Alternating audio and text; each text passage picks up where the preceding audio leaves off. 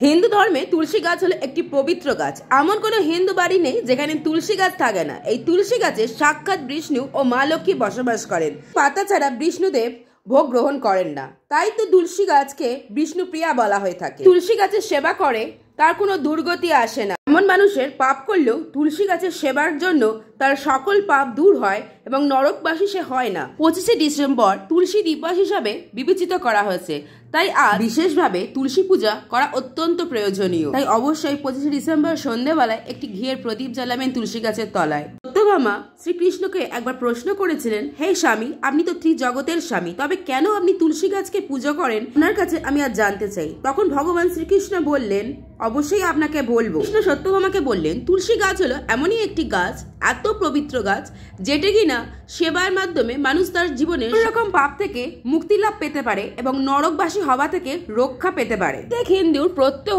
তুলসী গাছকে সেবা করা উচিত। তবে তুলসী গাছের একটি বিশেষ মন্ত্র আছে, যেটি উচ্চারণের ফলে মানুষের সকল পাপ নষ্ট হয়, সকল বিপদ থেকে রক্ষা পাওয়া যায়, ধন ধান্যে জীবন ভরে ওঠে। শ্রীকৃষ্ণ আরো বললেন, মন্ত্রটি হলো ওং বিন্দায় নমঃ, ওং বিন্দায় নমঃ, ওং বিন্দায় নমঃ। এই মন্ত্রটি যদি কোনো ব্যক্তি পাঠ করে থাকে প্রত্যহ, তবে তার সকল পাপ নষ্ট হবে, সে নরক যন্ত্রণা থেকে মুক্তি লাভ পাবে, তার ধন সম্পত্তি অক্ষয় লাভ পাবে। সত্যভামা তারপর থেকে এই মন্ত্রটি জপ করতে থাকেন প্রত্যহ এবং তুলসী সেবা করতে থাকেন।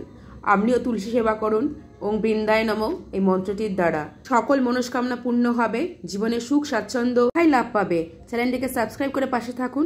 জয় মা তুলসী।